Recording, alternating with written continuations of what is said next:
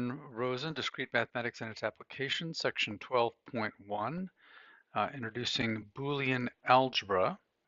And here we are looking at the identities in Boolean algebra.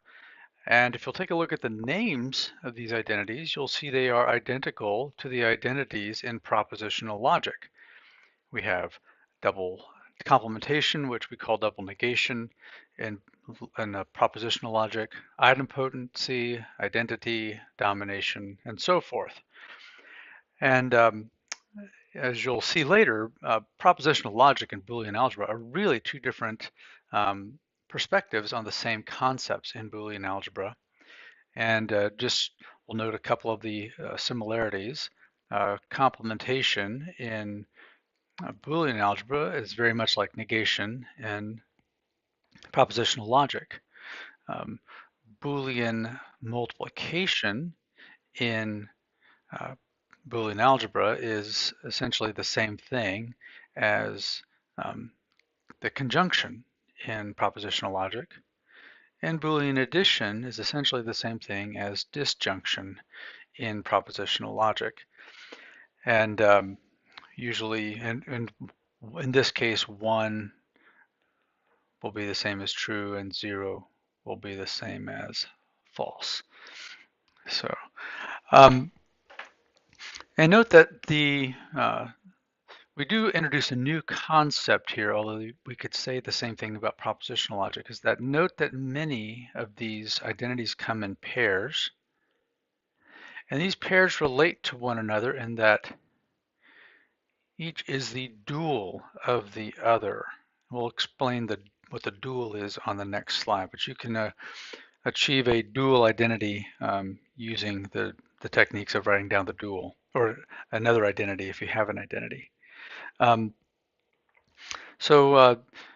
I said, these correspond to the propositional logic identities, and then we'll see later that they also correspond to set identities, which will be a third look at a type of Boolean algebra. Okay, well, what is a dual? Basically, we have a set of rules for writing down the dual of a Boolean expression. And what we do is we interchange Boolean sum and Boolean product, interchange zeros and ones, but we leave in place variables, complementation, and actual and implied parentheses, and I'll get at implied parentheses in just a second. So let's look at an example. For this first expression, we want to find the dual, so we're going to need to change that product to a sum, that sum to a product, and that 0 to a 1.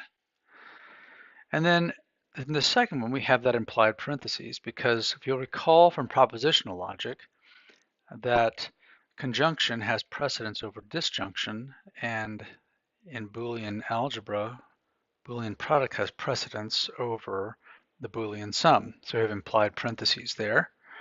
And then this becomes a plus, this becomes a product, this is 1 becomes a 0, and this sum becomes a product. And then we'll look at the, oops, wrong direction. And here's the solutions, and we see that they match what we did in pen on the board. One application of the dual is if you have an identity, you'll get another identity by applying it. Also, if please note that you typically a function and its dual are not usually equivalent. So usually f is not equal to its own dual.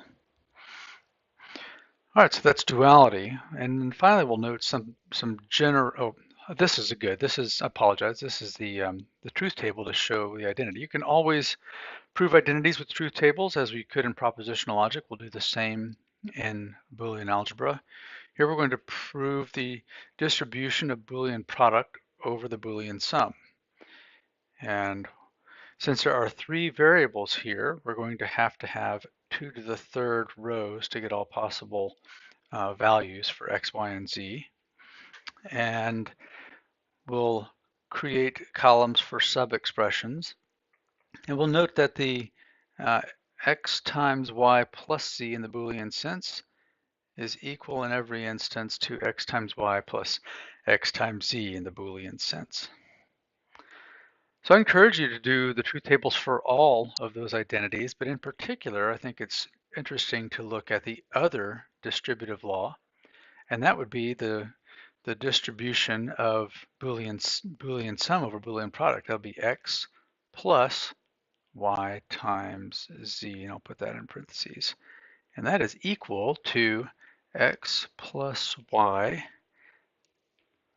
times the quantity x plus z, which doesn't look proper with respect to regular mathematics, but it is an appropriate identity in Boolean algebra, and you also saw this already in propositional logic.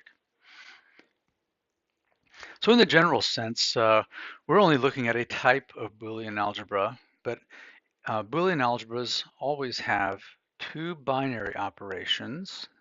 This one was like plus, and this one is like product.